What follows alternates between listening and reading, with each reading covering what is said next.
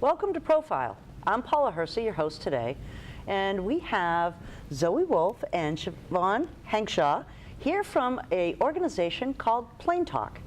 Plain Talk has been around just about a year, so there's been a year of growth in an initiative for youth.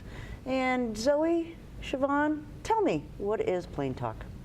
It was initially incepted actually by the Quartet, which is the Cultural Center of Cape Cod, the Katuitt Center for the Arts, the Conservatory of Music and Art, and the Wellfleet Preservation Hall. Okay. And that started at the Cultural Center, where the Monomoy LP kids were coming to do different various artworks through their Rise and Shine program. Okay. And some really candid conversations started happening over cups of coffee and donuts, where they were really open and honest about struggles that they experienced at being young on Cape Cod. And so the powers that be incepted Plain Talk and thought that, you know, what better, how better to serve the youth than to go to them to ask them what it is that they need to live happy, healthy, productive lives. Here on Cape Cod. Here on Cape Cod, and stay here on Cape Cod. So we had a couple forums where we brought kids to the table, and we brought adults from all different sectors, from healthcare and the sheriff's department, the DA's office. And we asked various questions, a lot around substance abuse prevention and what works and what doesn't work. And we learned a lot. Okay. And from there, we learned that kids are dying for stuff to do in the winter. You know, they are looking for programming that's exciting and hip and, you know, something they want to do. They're looking for creative job opportunities. You know, they don't really want to scoop ice cream anymore. They're looking for a chance to get some study in a field that they're interested in and see career potentials here on Cape Cod, because a lot of our young people are telling us that they don't see career potential in the field of their interest. And we need to change that, because we want to be a more youth-friendly community. And when we talk youth, is there an age that is a range for you guys? Is it, you know, 5th grade, 7th grade, 12th grade? What age range are we looking at? Well, we started going to the teenagers, and they said, it's too late for us. Whatever we're doing, we're doing. We don't really need, we're not buying what you're selling. We don't need, we don't need what you're pushing. But we're using them to engage and empower them to tell us what it is that would be proactive for middle school age kids as far as programming, prevention efforts. So we're trying to, you know, engage all realms of youth, but middle school and high school is really our primary function. But we do have our column in the Register, which is for 25 under, it's called 25 Under 25, written by under 25-year-olds, and Zoe mans that. So how did that come about? Did you just submit stuff from kids and the paper decides to run it, or? We worked with John Bazile of the Register, and he also runs Wicked Local Cape Cod. And we kind of planned with him that it would be great to have a bi-weekly series.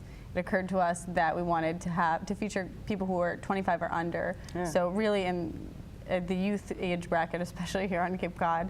And that we wanted to, if we wanted to run it bi-weekly, a year of columns would be 25. So it worked out kind of perfectly.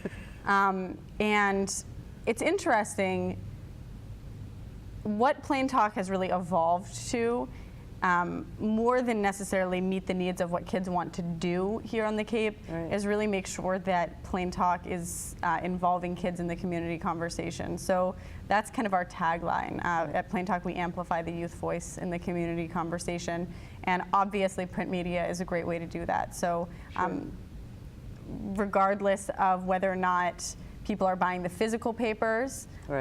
We have a presence in the physical paper, which is great, and then we also have the great presence of wickedlocal.com, where people can go and see it online. So that's really fabulous, and that's how that got started. So now that it's started and you've got columns that are out there, I can just see, you know, in my mind, teenagers going, oh my gosh, I can't write anything. What am I supposed to write about? Do you give them themes to write about, or do these kids just have things to say? We pursue them. So we kind of say we want to know your experience, and Siobhan and I work to kind of cue them have you had experience with the substance abuse problem? Because that's an issue that a lot of people care about right now. Are you interested in the environment on Cape Cod? Is there something political that you're interested in? Does the economy interest you? So we really want kids to take a hard look at the things that affect the experience of being a Cape Codder, rather than just straight personal stories. However, some of our most interesting and insightful pieces have sort of been a very personal look at what it means to be a young person here and the things that kind of go along with that. So we've had kids writing in about wishing that people would appreciate the environment more, and here's why. We've had kids write in about experiences losing friends to the world of substance abuse. And we've also had some really beautiful poetry just in the reflection of being young and the experience of being a young person. And one of the ways that we in Plain Talk stick to our core values of really amplifying the youth voice and also serving young people is that we pay the kids for their columns. So each writer gets a stipend, and it's small, but it's enough of a gesture to say, you know, we care about you, enough to pay you to tell us what you think. And I think the kids really value that, just based off of their feedback about the column. So well, they should get paid. You know, the kids are so often put in a position to work, labor for nothing. I mean, you know.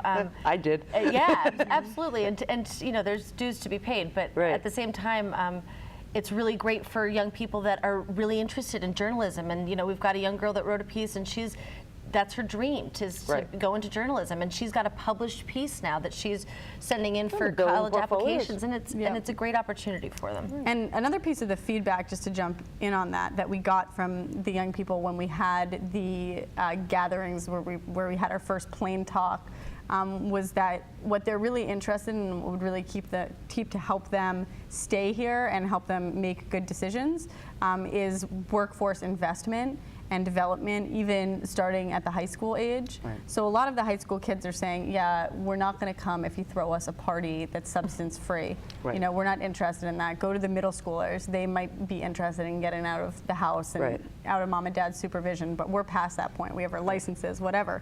So what they did express interest in was jobs training and actually being compensated for their work, because so often kids in high school get apprenticeships or internships and they're unpaid.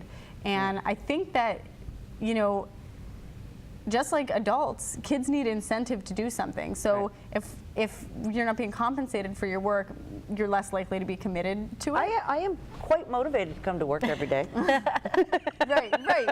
Because you love your job and because you're being paid to do your job. So I think it's an interesting thing that happens, and certainly for Siobhan and I's generation, we really understand that too, in the context of the internship culture that's popped up around, despite skyrocketing prices for college, you're then expected to get out of college and work literally for nothing. For sometimes years. So I think that it was really interesting and insightful that these high schoolers were able to say, we want jobs training and we want to be compensated for it, before they even had the experience of going to college, whether, you know, some of them that's their path and some of them it isn't. But it's really cool to think that if we're able to develop some strategies and programming around that on the Cape, that's another way we might be able to help kids make healthier decisions and keep them here after they graduate, which is really There's also the entrepreneurship piece of this as well. When you pay young people, regardless of what particular industry that they're in, there's that spark that says, well, this is a value. And that value then brings entrepreneurship feelings like, I could do this. I could actually have my own business and do this. So, you know, kudos to you guys for recognizing that. You know, going to a party, like you said, the middle schoolers, that's where you want to catch the kids for those substance, no substance abuse there. When you're talking about substance abuse, you've mentioned it a couple of times. You guys just had an event recently? Yeah, at the beginning of January, we hosted our very first event. It was a special event, and we called it Shedding Light, Shedding Shame.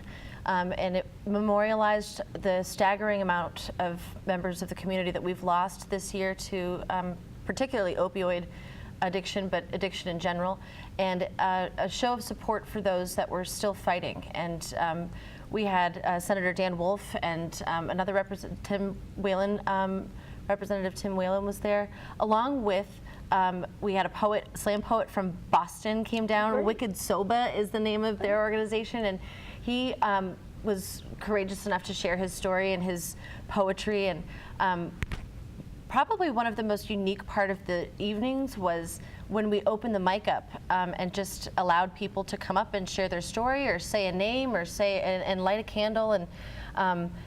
And it was unbelievable, the young people and the old people that came up to share their stories about how they've been affected by addiction, either personally or indirectly. I mean, I think that unfortunately on the Cape, we're hard pressed to find people that don't know somebody who knows somebody that's been affected some way by addiction. And I include alcoholism in that that blanket, statement. A lot of people think that addiction is just for the hard stuff.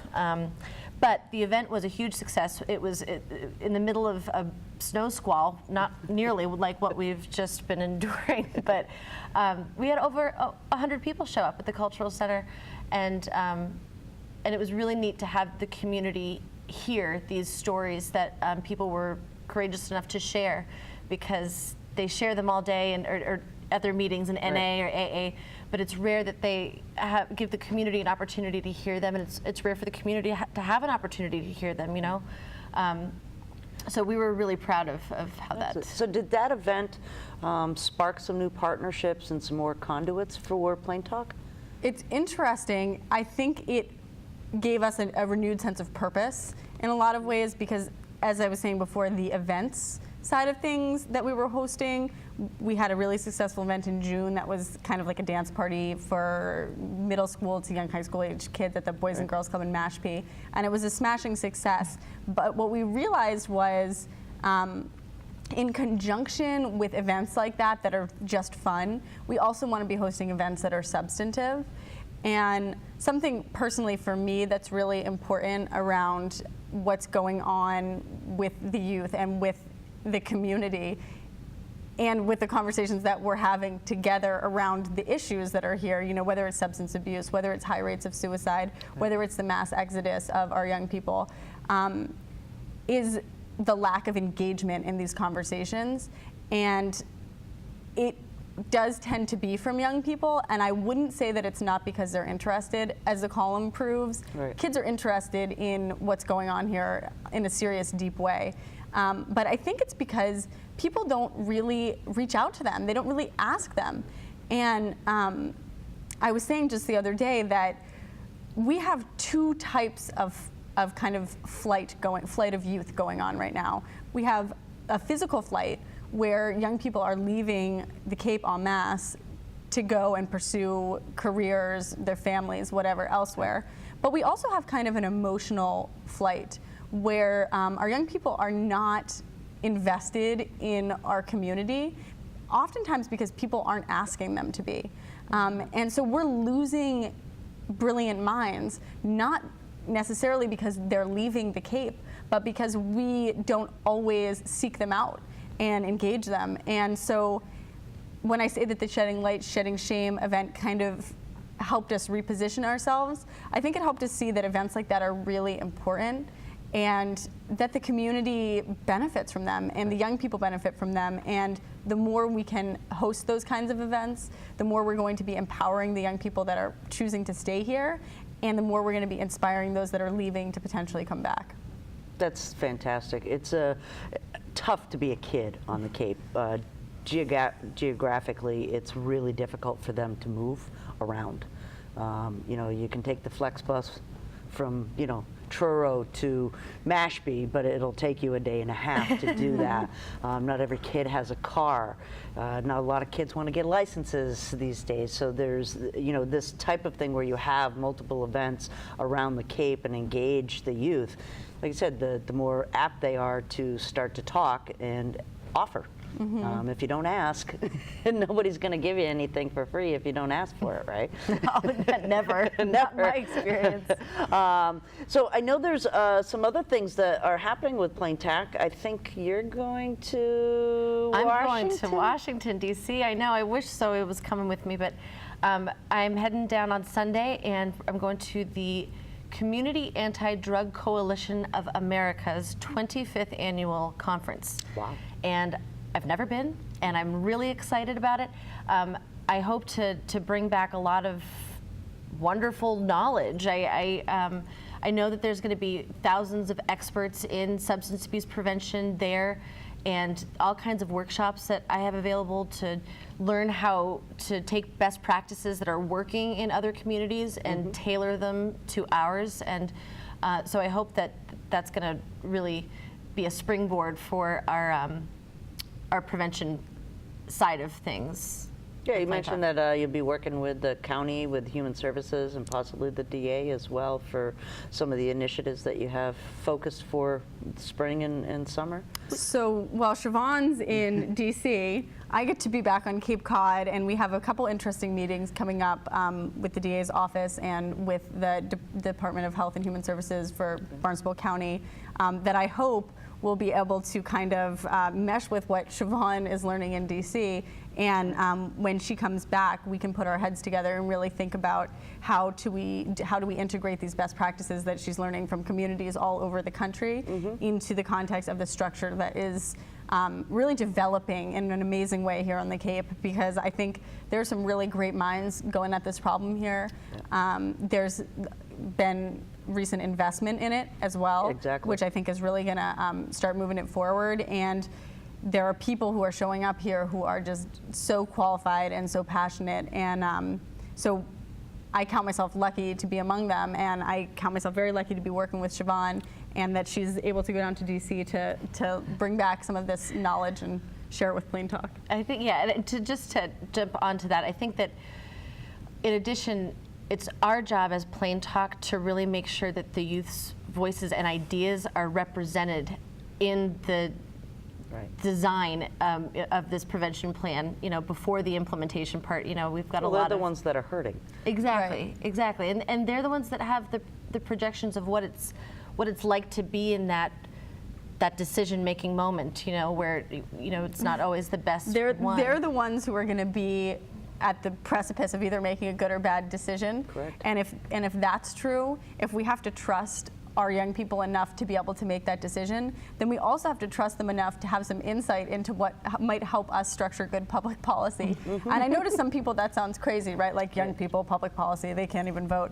But, to me, it makes sense to ask the people who you're either formulating legislation around, who you're developing programs for. It makes the most sense to go to them to hear what they have to say. And hopefully when Siobhan gets back from DC, we'll really get a jump start on putting together not just events like the Shedding Light, Shedding Shame event around substance abuse, but also just events, again, more Plain Talk events, where we're bringing people from all different sectors of the community, business, nonprofit, health and human services, financial sector, whatever, together at the table with young people who are willing to be honest and share their feedback about what's working, what's not, and kind of their aspirations about where things can go.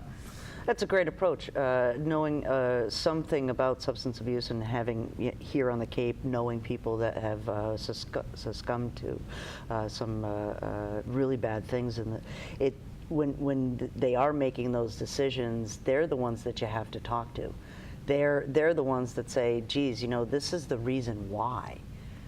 Sometimes they don't always know that, but they can start to articulate some of that to folks. And, again, like you said, asking the folks that it's, public policy, let's ask the kids. It's kind of important. They're the ones being affected a lot in these things. So what else is going on? I know, like I said, you're a year old, which is really exciting. I know you've got other initiatives out there. Do you have any plans for things in the spring and the summer yet? Or? We're really hoping we have a great collaboration with Monomoy right now, and we're hoping to expand that to other school districts and really take the idea of sharing these success stories, I say loosely, but recovered addicts that have come out of their struggle that are still young. There's a lot of young people that are in recovery here on Cape Cod, and it's really interesting. Kids want to hear the real stories. They want to hear the real deal. They want facts, and it's to hear somebody's story personally like that on a one-to-one level, on a more intimate level than a big auditorium or a whole school of 200 or 300 kids, and they're sitting there texting, to bring these people into the health classes or into a more intimate setting where we can really start a conversation around substance abuse and where it starts and how it evolves, and give kids the knowledge and the power, empower them with knowledge. That makes sense. Yeah, I know. People make good decisions when they have things that'll back up those decisions. So it's kind of neat that I've seen you guys grown over the last year. We've done some initiatives here at the Media Center. I'm curious, because I don't know, is how you guys kind of like sat down together and said, let's do something. What was the instigation for that? Was it just sitting around coffee one day and saying, we got to do something, or? Believe it or not, Siobhan and I hadn't seen each other in probably like 10 years when this all got started. So we knew each other a little bit when we were young kids. And Plain Talk, as Siobhan said at the beginning, the quartet, the Cultural Center of Cape Cod, Kituwa Center for the Arts, Cape Cod Conservatory, and Wellfleet Preservation Hall had held 2 of these, what's the word? Forums. Yeah, forums.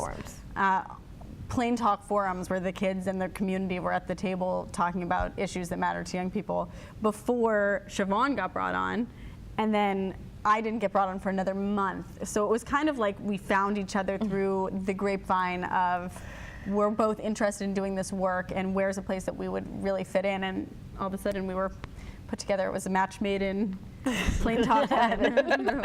Tweedledee and Tweedledum. No, I'm definitely Tweedledum. You're definitely Tweedledee. Well, you're both very, very smart young women, really. The Cape is lucky to have you and have you address the problems and some of the solutions, hopefully, as we go forward. Hopefully, we're going to see a lot more of you guys. How, as we end this show, how can we, business community, organizations, get involved? You mentioned partnerships, and I know a lot of our viewers would really like to kind of come back and say, well, geez, what can we do? Where can we fit in with this? We're always looking for organizations that are willing and able to embrace young people, and in any way, shape, or form, to give them an opportunity for things to do after school that are fun, or but just, as Zoe said, being the conduit and letting them know that these things are happening, because we are just 2 people and we can't possibly be at 5 different places all over the Cape and providing all of these wonderful events like we'd love to. But we're also, as Zoe said, looking to increase her voice on the radio. So I don't know where I'm really. I think the best place to go with this is that I'm going to answer your question about how for people to get involved. Literally with us is a little bit challenging, right? Because we're kind of we're coming at it from being that conduit, but I think we are looking always for people to host youth events. Okay, so that's a great thing to say. So anybody with like a large venue who would be open to having kids. One of the challenges with the events as we were kind of having them before was that people are really reluctant to have a bunch of young people. It's kind of a liability. I don't know why. So it's been challenging to find places that are willing to host these events. So anybody willing to do that. We also welcome anyone who's really interested, who might be interested in having a workforce development program, maybe an apprentice or a mentee. We have a great program that we collaborate with through the Cultural Center of Cape Cod called Rise and Shine that matches artists, local artists, up with young people. And we're always looking for new people to participate in that, whether your art is fixing a car or painting a mural. So that's another really great way to get involved with us. And also to come to some of our Shedding Light, Shedding Shame events. So we're working on scheduling one at Wellfleet Preservation Hall this spring. And the date is to be announced. But if you stay tuned on our website, www.plaintalkcapecod.org, or our Facebook, which is Plain Talk Cape Cod, you can find updates on what's going on and what we're doing. Yeah. Excellent. Well, it was absolutely wonderful to talk to you. I learned a little bit more about what you guys are doing, and again, you have more energy than I had at your age. I'm really glad you actually came in today and battled the snow out there, and good luck in Washington and good luck at the county. We really enjoyed them today. It's Profiles. This is Plain Talk, and we will be back next week with another different show. Take care.